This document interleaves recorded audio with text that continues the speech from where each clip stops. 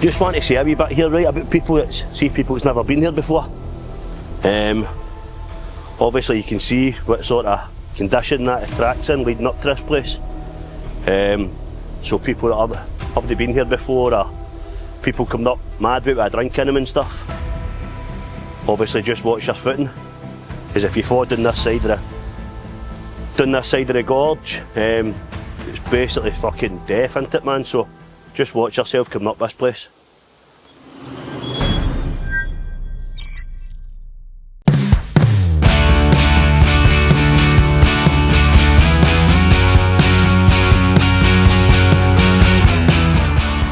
What are we off to today, Buttons? So we're going to go to Devil's Pulpit today, Aldo. You been up there before? No. Nah, I've been up there a couple of times, mate, years ago, but I've been seeing stuff lately, people getting up to it, and it looks fucking brilliant, mate. Brilliant for doing the cold water ferry pay. It's a cracking spot. You'll see for yourself, mate, so the water's all running red and stuff like that. So. And you says it's like a canyon thing? Aye, it looks like a Grand Canyon, mate, smaller version obviously, but it looks class, mate. You'll have fun up there with the drone and that also. Minted, bro. Class. So how's things anyway with you, alright? Aye, good man. Aye, things are good, mate. You know, the missus was in hospital there for a week, but that's the beauty of being sober, mate, innit? Like, the responsibility, can be responsible today for my wee weighing and look after the house, look after the dog. She's it now. Nice so one, bro. She's doing better. On the mend? On the mend, mate. So aye, man, that's just what you get, mate, innit? Getting sober. Aye, 100%, bro, mate. And it's good that you can do that and be your like, responsibilities and stuff like that, mate. So I've been sober and clean and being able to be there for your family when times are like this, mate. Yeah. Aye, beautiful, mate. It's a beautiful thing. So so the Devil's Pulpit it is, and today I'd just like to maybe share a wee bit about me and about the process I went through getting clean, getting sober. Aye. And just the viewers that are listening, that are watching, hopefully that they can get some identification to obviously my share today. So so when I went up to my Moz, my pal went and took us up there. Obviously I had to sit down and have a right good conversation with my mum and dad, and obviously tell them that this time is the time when I'm really going to try my hardest to stop my drinking, stop my drug taking, and I suppose it was like every other time, it's like this, it's just another one where you're just saying this to maybe come in and stay for a few days, and it's like a safe place, isn't it, going to your mum and dad's, and it's away from all the madness, and you would turn your phone off and you would just fucking basically hide in there for a couple of days until that fear and that went away, or until money landed in the bank, and then it was a case of, right, I'm going to go back out and do what you used to do. But nah, this time was a bit different, because obviously the suicidal thoughts and like no wanting to go back to that flat I stayed in, and getting back there, it was like, right, if I go back there, obviously I'm going to end up taking my own life. So nah, this time around it was a lot different, mate, and aye, so I'm just wanting to obviously speak a wee bit about getting clean, getting sober, and the struggles that I went through to obviously get to the place where I'm at today. So that was on the Friday, and I had 4 cans on the Friday, and my pal took me to my Moz, and I had that big long conversation with them, and they okayed it for me to stay with them. So originally it was like, you can stay for a month and get yourself sorted out and stuff like that. But as time was going on through the weekend, and like it was now Saturday morning, and I was starting to now feel the effects of not having the drink for a certain amount of time, and basically I was just up in the bedroom, in the spare room in my mum and dad's, and fucking running to the toilet all the time and being sick and on the pan, and just starting to get all these crazy thoughts in my head and stuff like that. But I managed to just fight through it, because I'm like, I really need to fight through this, I need to fight through it, if I can do another hour and then it became Saturday night and then it was time to go to my bed and I was going to bed and maybe I fell asleep for like an hour or 2 hours and then I would wake up and I would start to get all these I would start to get these dreams, but the dreams felt so real, and it was like every time I shut my eyes I was drifting back into these dreams, and it was, this one kind of freaked us out big time. It was like I had this dream that my pal's head had been burst open, like with a big sword, like somebody hit my pal with a sword right in the head, and I could visualise it, that his head split open like a pumpkin is the only way I can relate to this, and it was like the noise of a pumpkin tearing open, and there was blood everywhere, and when I opened my eyes I could see blood running down the walls in the spare room, and I looked at my hands were all covered in blood. It was horrible, mate. So that was kind of on the Saturday, and then getting into the Sunday morning I started to take wee fits and lying in the bed, and I could feel myself like starting to seize up, like as if I was starting to take a seizure.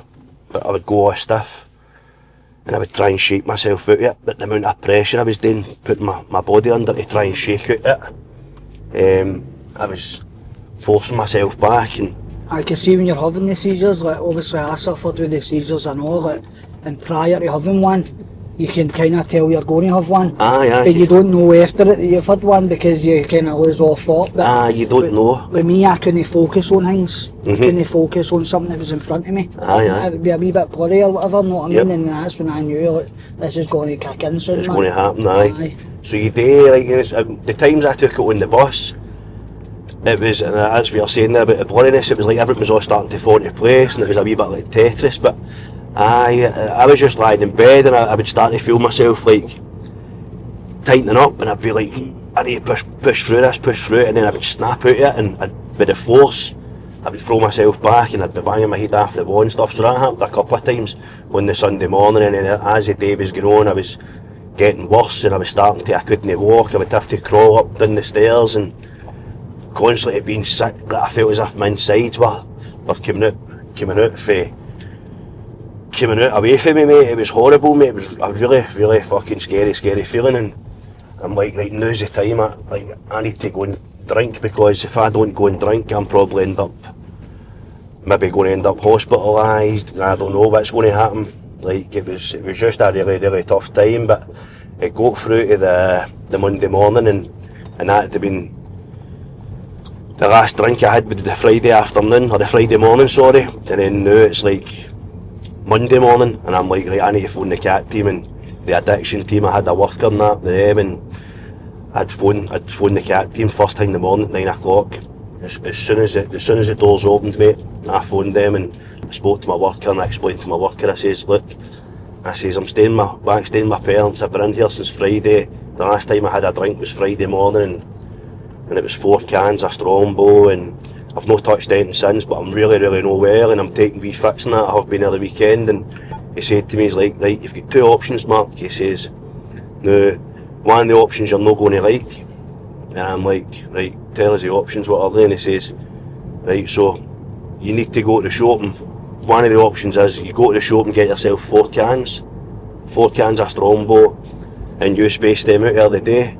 And I says, right, what's the second option? And he says, the second option is you need to tell your parents, your mum and your dad, that they need to be prepared. They need to watch you, look over you for the next 72 hours, and be prepared to phone 999, because it's like more than likely that you're going to take a major seizure.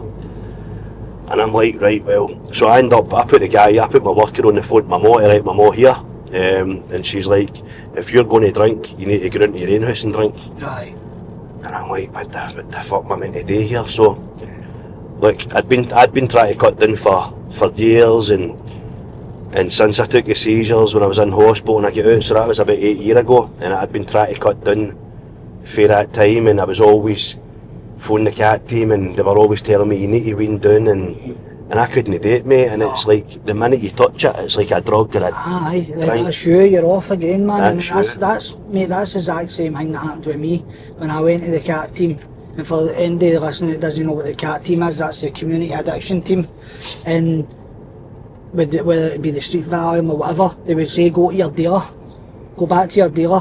That's all we can say is go back to your dealer and wean yourself off. But see when you're in addiction, like I tried it many times, I'll just take 5 a day and then I'll go down to 4 tomorrow. Like, that's not possible when you're in full flight addiction, man. It's like, I take 5 and I could have passed a lie detector test saying that I'm only going to take the 5 and then an hour later I'm like, I'll take another 5. It's that mental fucking obsession that we've got, man, and we need it. And once we've got one in as well, we need more. It brings you to your knees, doesn't it, addiction? And it's like, it's just a constant battle in the mind, and I don't know why or what happened that day, but I thought about it and I'm like, right, well, if I'm not going to drink, because if I drink today on the Monday, it's more than likely that I'm never going to get off it. And I couldn't take that chance. I was fucked. I had nothing left. I had nothing left to give. I was done. And I just says to my mum, I'm like, look, I says, obviously I'm not going to go and drink. I says, but like, I'm scared to go to bed again tonight because I don't know if I'll wake up if I go to sleep. And it was a really, really tough time, mate, and that was the time that it's something sank in my head. It's like, this is it, I need to stop. So I just says to my mum, look, I says, you need to take me to the hospital, and that's what she did. So I went up to the hospital on the Monday and explained to the nurses and stuff that I'd been taking fits and that over the weekend. I'm an alcoholic addict, and basically took us in, put us on a drip and stuff like that, gave us all a check, make sure my heart was okay, make sure all my organs were working correctly, and put us on a drip, and basically that was it. And I went home and just trying to, I don't know, but try to survive. Just try to survive, aye. Aye, man. I thank fuck it's not like that today, mate, innit? Like, for anybody listening, man, like, who is struggling, do you know what I mean, reach out to us. The email is on our YouTube, and if it's on TikTok, just drop us a wee message, man, because we've been there ourselves, do you know what I mean, and there is a way out, so please get in touch with us if you're struggling. 100%, aye. Sorry, man, just feel a wee bit fucking choked up now, man. Just bringing back some memories, talking about that there, so it is, and like, and I'm not going to lie and sit here and say everything's all rosy today, because it's no, but at least I'm not in full-blown addiction. I'm in this recovery, and every day it's a constant battle, but like, I've got the correct people on about me today, and I've got the tools, and even doing this, this has given me a platform for me and Aldo, and it's just given me a platform to share my life and my stories and my experience, and with a hope that it can reach somebody else that's maybe going through the same sort of stuff as what I went through, and hope that somebody can get something from this today. And if you're maybe struggling, drop us a message. Oh man.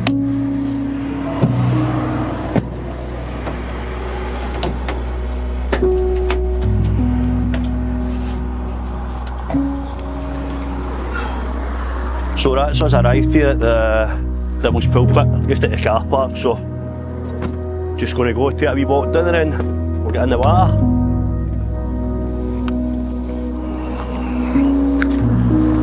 Just a wee 5-minute walk down here, bro.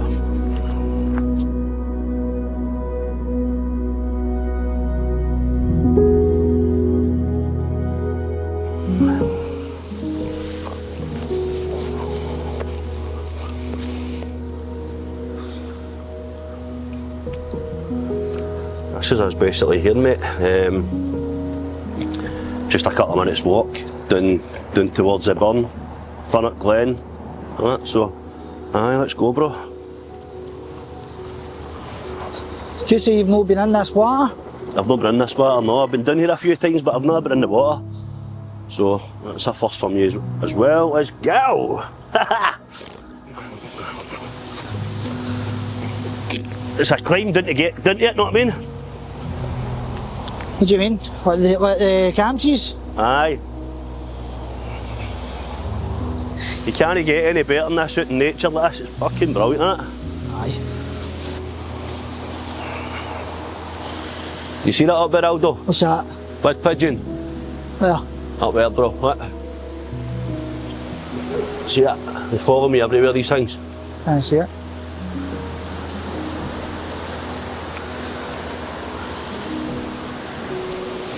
Oof, watch your foot, mate, because that's dodgy.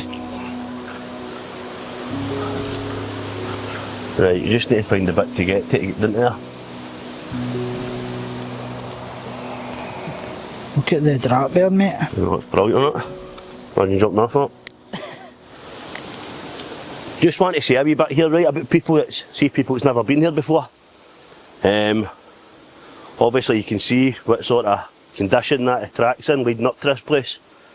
So people that haven't been here before, or people coming up mad with a drink in them and stuff, obviously just watch your footing, because if you fall down this side of the gorge, it's basically fucking death, isn't it, man? So just watch yourself coming up this place.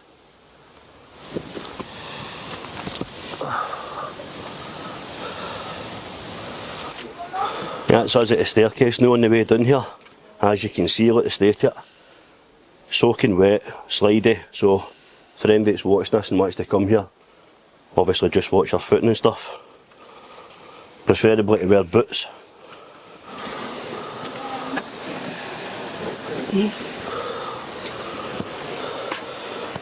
Look at that.